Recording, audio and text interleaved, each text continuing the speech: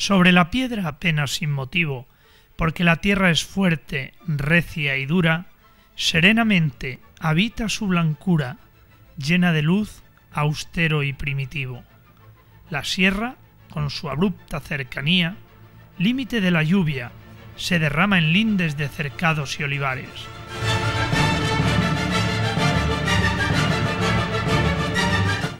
Después de realizar la primera parte de la historia de Cabeza del Buey con la composición de la antigua Armentaria, hoy salimos del casco urbano para adentrarnos en Turóbriga. Y es precisamente en el puerto de Gihuerta, conocido vulgarmente como el puerto de la Nava, donde iniciamos nuestro camino buscando la historia al sur de la Sierra de la Rinconada.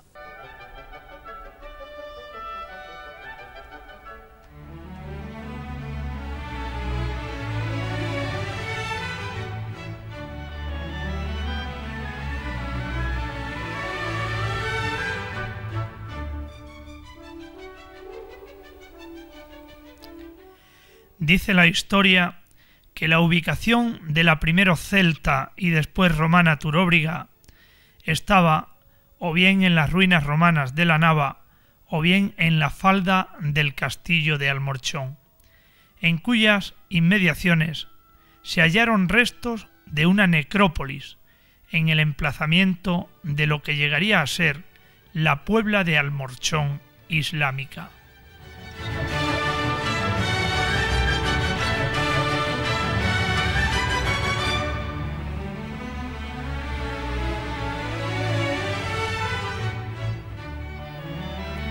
Pasamos el puerto de la Nava y al sur nos encontramos las sierras del Pedregoso o de Cabeza del Buey, donde se encuentra la dehesa del Rinconcillo y la dehesa del Rincón, desde la que ya empezamos a ver la también dehesa de Almorchón. Ambas se encuentran deslindadas por el arroyo del Mojón, desde el río Zújar.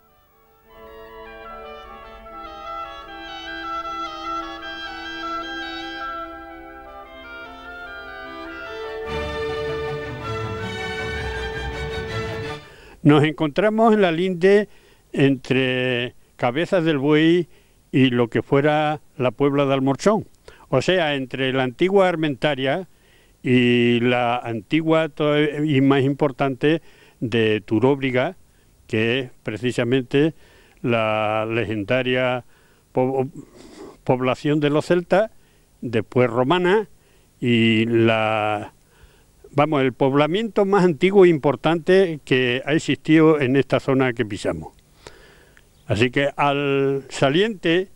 se encuentra la dehesa del Rinconcillo o encomienda del Oriego, y al poniente la de Almorchón o Turóbriga. Y este punto que ocupamos es precisamente el deslinde que empieza con el arroyo del Mojón, que desemboca en el río Zújar frente al Madroní de Belalcázar, pasa por cerca de la charca esta de la Nava, va a las sierras al alto de las sierras de la Rinconada, se desvía un poco por las crestas al saliente y, deslindando con la dehesa de Cabeza del Buey, pasa por el Guijo Gordo y va al estanque de la Retama a desembocar ya en lo que fuera la Real Dehesa de la Serena. Resaltamos o queremos hacer resaltar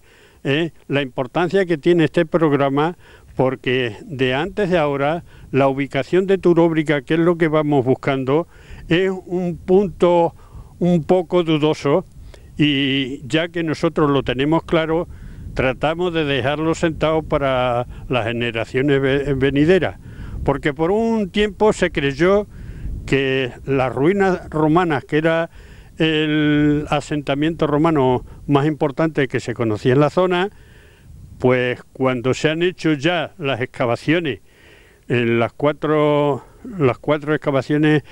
las 4 campañas que se han hecho a principios de los años 80, pues se ha quedado sentado y de una manera definitiva que eso no fue la antigua Turóbriga, como decía don José Ramón Mélida, sino sencillamente que era una mansión, unas termas romanas y con toda seguridad pues ya descartamos que Turóbriga no fue las ruinas de la Nava, sino que estaban en el castillo, en el cerro del castillo de Almorchón, en la antigua Torbriga de los celtas.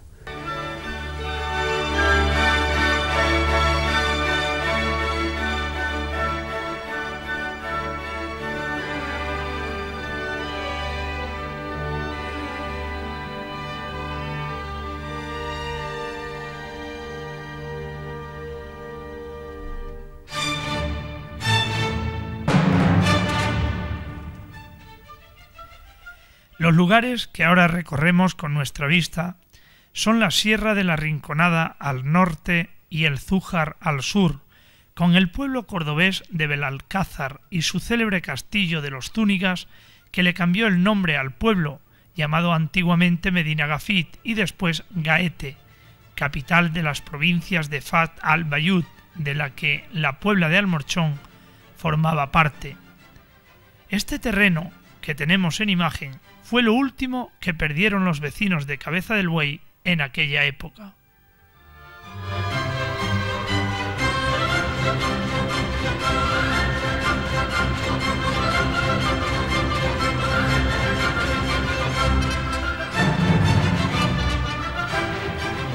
Pero centrándonos en la dehesa de Almorchón, podemos decir que ésta la componían 9 fincas: Gavilanes, Las Lanchuelas, Atoquedo, Casa Tejada, El Quintillo, El Rincón, Los Enjambraderos, El Mesto y Los Artobales.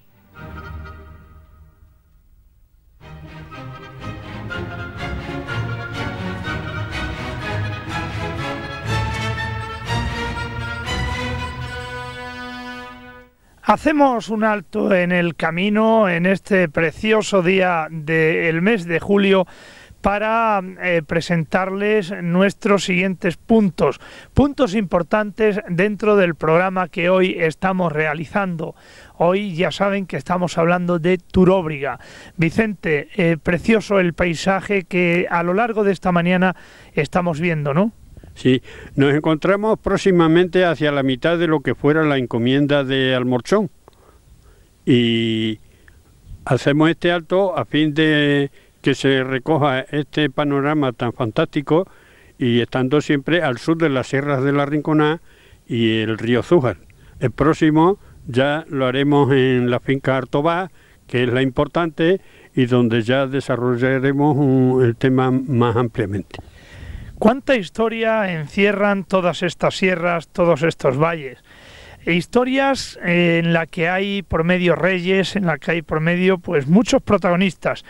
A medida que avanzamos en el camino de hoy, Vicente nos cuenta otras historias ocurridas posteriormente a todo el contenido principal de nuestro programa. Historias como la de ese galán pastor que iba en busca de su zagala por las noches y tuvo pues algunas aventuras, además de las amorosas, aventuras con lobos. Nos va a contar Vicente esa historia porque yo creo que merece la pena dejarla aquí grabada. Pues a modo de pincelada en este trayecto de descripción de lo que fue la encomienda de Almorchón, pues viene al caso de una historia, una leyenda que se cuenta, ocurrió ahí en el Valle de la Osa, en el paso que hace para pasar de la Rinconada a la Nava. En estos puntos, un cabrero, porque estas son tierras muy montuosas y en la antigüedad pues con muchos lobos, en fin, eran terrenos bastante agrestes, bastante poco poblados. El caso que había un cabrero que estaba en la finca de la Rinconada y la novia pues vivía en las huertas estas de la Nava, en una finca de estas, por ejemplo, la Huerta del Gato, los Enjambraderos, en fin. Iba el hombre enamorado pues a ver a su novia y en una de las ocasiones, en la boca de la huesa que le llama, pues le salieron una manada de lobos y el pastor, el cabrero, pues usaba la herramienta de defensa de aquellos tiempos, que era un chuzo. El chuzo era una lanza con el rabo corto, cosa así de 1 metro, con su funda y tal, ¿no? Pues el cabrero se defendió y seguro que mató a alguno o por lo menos le hirió. La cuestión es que después de haber tenido el ataque y la defensa de los lobos,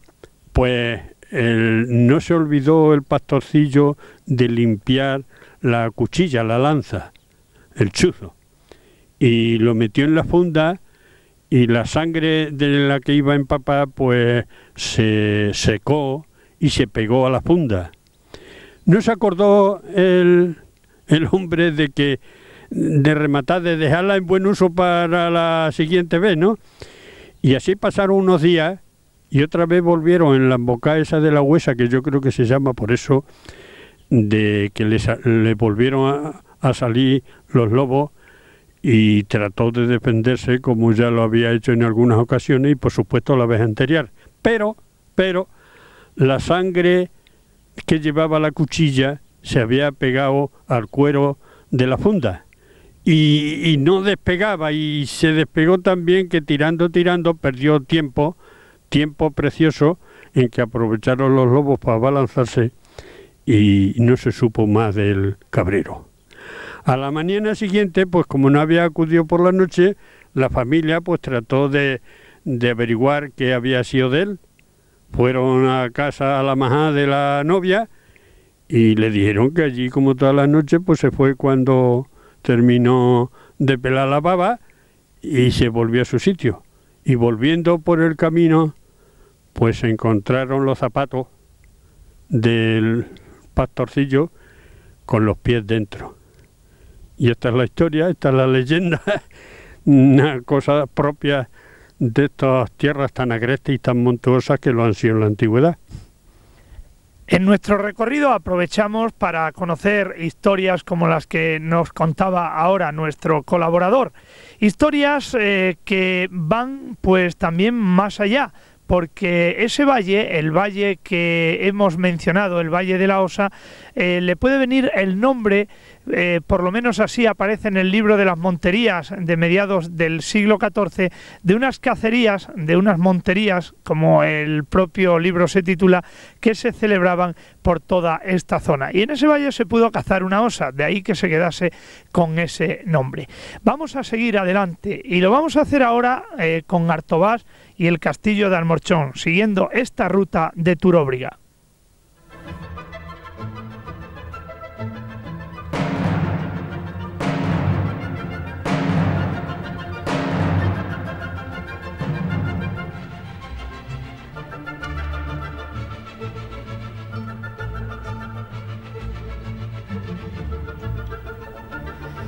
Continuamos nuestro itinerario buscando el origen de Turóbriga y llegamos a uno de los puntos más importantes de nuestro recorrido, Artobás. Y lo primero que nos preguntamos es de dónde le viene el nombre a estas tierras, qué significado tienen en la historia de nuestro pueblo.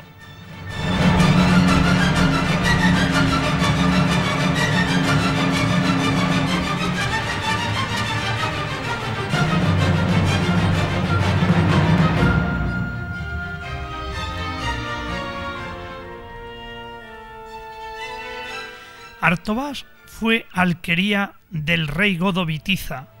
que tenía 3 hijos, Olmundo, Aquilas y Ardabastos, siendo de este último de donde procede el nombre con el que actualmente se continúa llamando a esta finca y que fue uno de los fundos respetados por el rey árabe Muza, dado el favor que le hicieron en la invasión árabe de 1711.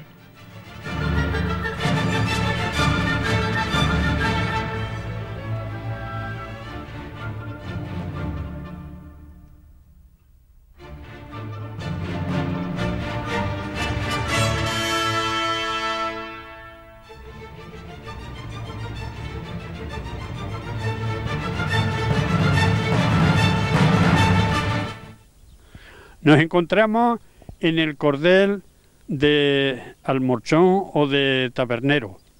Este cordel está registrado por la Mesta desde los principios y desde 1743 se encuentra registrado en las grandes rutas de la transhumancia de la Mesta. Y se llama de Almorchón o de Tabernero porque unía dos pueblos que los dos han desaparecido. Uno era la Puebla de Almorchón y el otro era Tabernero. Tabernero yo había creído siempre que sería una ruta de los vendedores de vino, ¿no? Pero resulta que no, que Tabernero era un pueblo que a principios del siglo XV todavía existía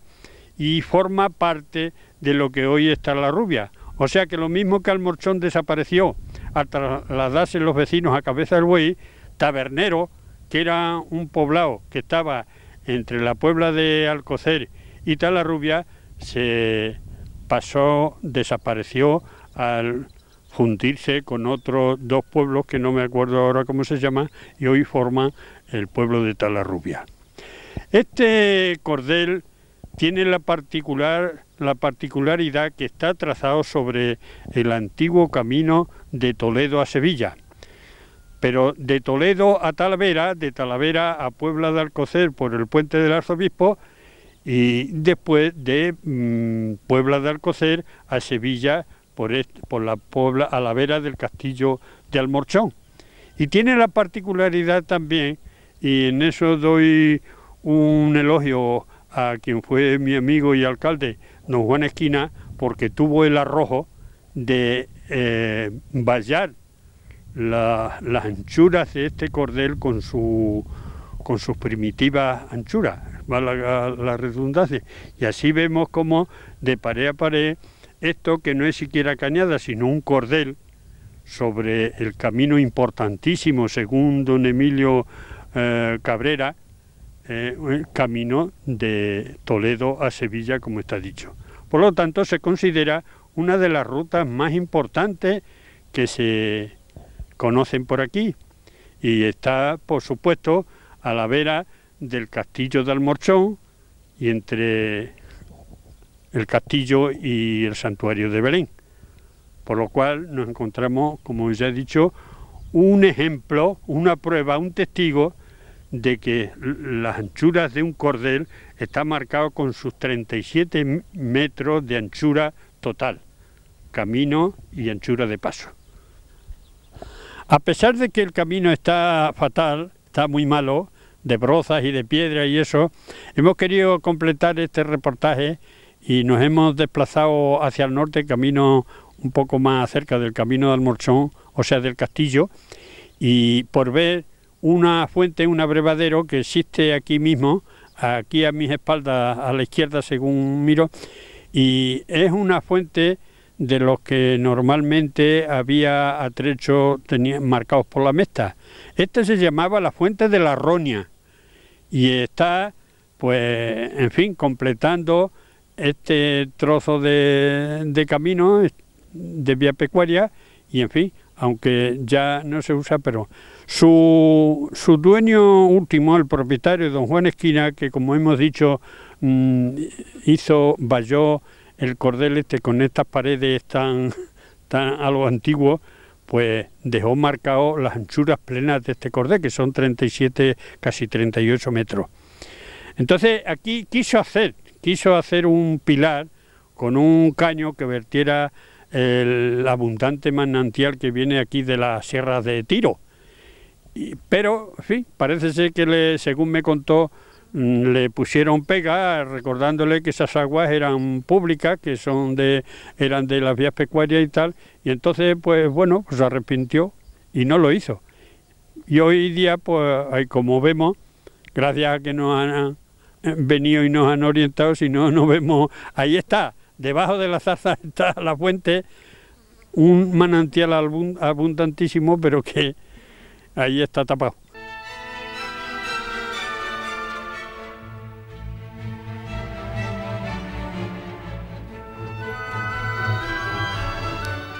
Fue difícil el acceso desde la carretera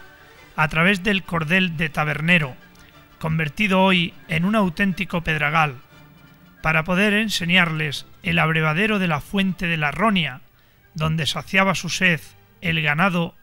que venía de Logroño y Soria dirigiéndose al valle del Guadalquivir.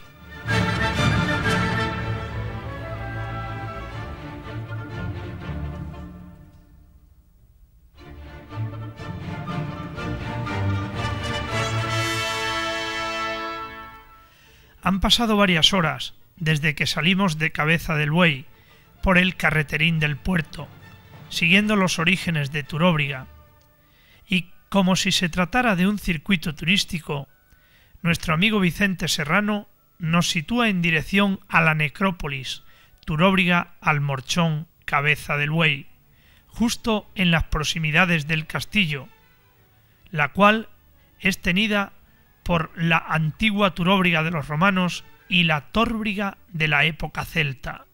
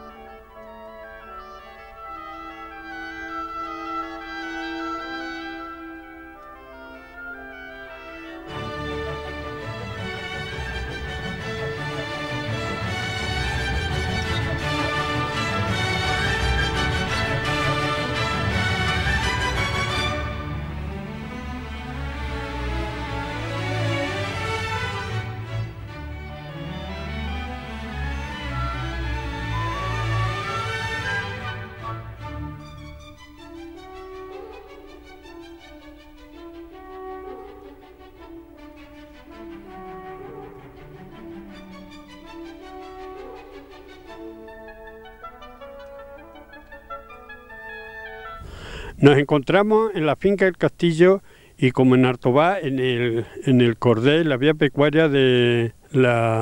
cordel de Almorchón o de Tabernero. Junto al cordel este, como se puede ver a mi espalda, se encontraba la necrópolis de la Puebla de Almorchón. Esta necrópolis hay constancia de que existía hasta el 27 de mayo de 1975. Y desde esta fecha, esta parte, lo que quedan son ahí 3 montones de piedra como restos de aquella antiquísima necrópolis de la Puebla de Almorchón y todavía en épocas más remotas de lo que fue la antigua Turóbriga y Tórbriga de los celtas. Así que esto, lamentablemente, esto es lo que se puede decir. De esta necrópolis, a principios del siglo XX, allá por 1906-1910, estuvo por aquí don José Ramón Mélida y quedó reflejado en su libro sobre el catálogo de monumentos, pues quedó todas las piezas que se habían encontrado y estaban recogidas por aficionados a estas. Aquí hemos tenido la suerte de que en aquella fecha existía un arqueólogo, don Antonio Julián Martínez de la Mata, que tenía recogidas varias cosas, pero de todas ellas la más importante es el célebre carrito o jinete ibérico de Almorchón, que se encontró en los alrededores en esta necrópolis, y era un carrito de bronce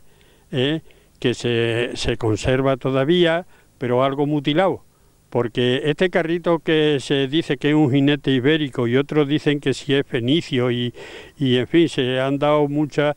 que de bronce. Pues este carrito en la guerra de 1936-39 se perdió y hubo la gran suerte de volverlo a encontrar, pero parte del carrito, lo que es se encontró el caballito con el jinete, pero el carrito pues se perdió y no se ha podido hallar, así que le tiene hecho una piececita donde está montado y en fin. Y también se han encontrado varias cosas, por ejemplo una ánfora funeraria y varias cosas, una espada de bronce, en fin, varias cosas que las tenía recogidas don Antonio Julián Martínez de la Mata en su casa.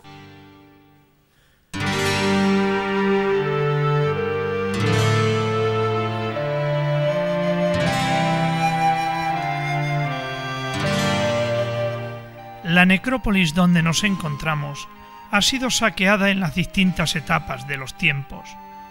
aunque particularmente se cuenta en la historia más actual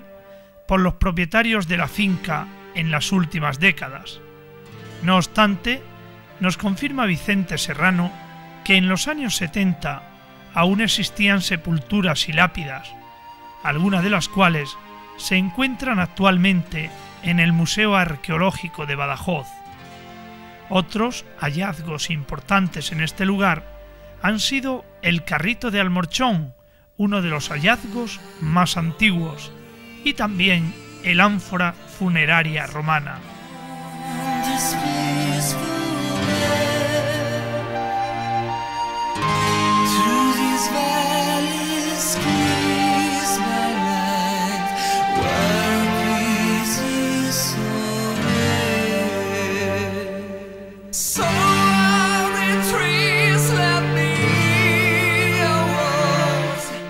Volvemos al territorio de Fas al-Bayud, que atraviesan de suroeste a nordeste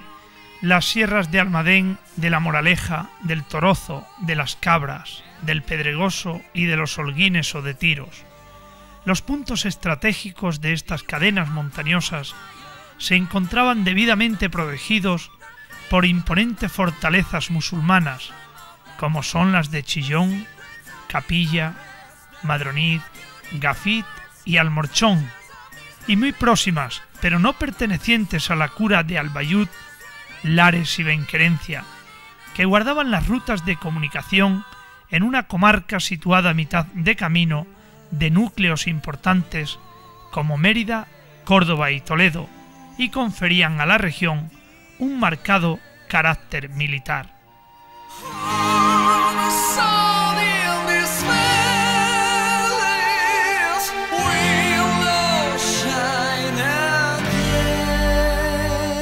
Visitada la necrópolis, afrontamos el tramo más duro,